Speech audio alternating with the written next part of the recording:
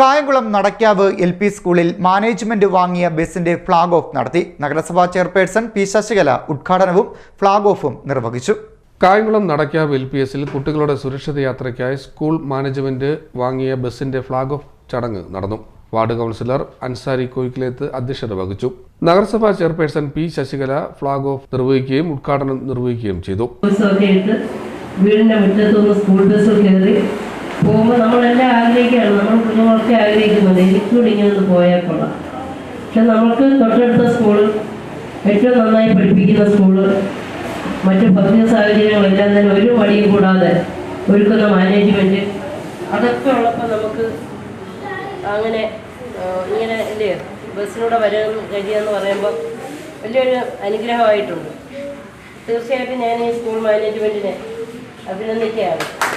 സാധാരണ school management ബസ്സൊന്നും അത് UP സ്കൂളിലൊക്കെ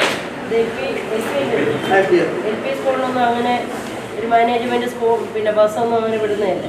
പക്ഷേ ഈ മാനേജ്മെൻറ്റിന് ഈ സ്കൂളിൻ്റെ ഉന്നമനം കാത്തുകൊണ്ട് തന്നെ ഒരു ബസ് നമുക്ക് അനുവദിച്ചിട്ടുണ്ട്. അത് നാളെ എനിക്ക് തോന്നുന്നു നിങ്ങളുടെ സ്കൂളിലെ കുട്ടികളുടെ വൻ വർധനം ഉണ്ടാകും.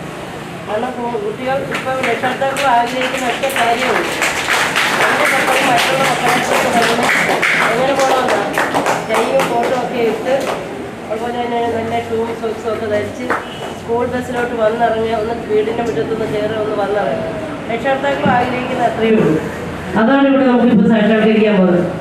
സ്കൂൾ ഹെഡ് മാസ്റ്റർ ഗോപികൃഷ്ണൻ സ്വാഗതം രേഖപ്പെടുത്തി. സ്കൂൾ മാനേജർ ഡോക്ടർ ശിവകാമി മുഖ്യ പ്രഭാഷണം നടത്തി. Ward councillor Sumithran, PTA president Jojimon, Rakesh Nandakumar, Geetha PR, D. Omanakuttan എന്നിവർ സംസാരിച്ചു.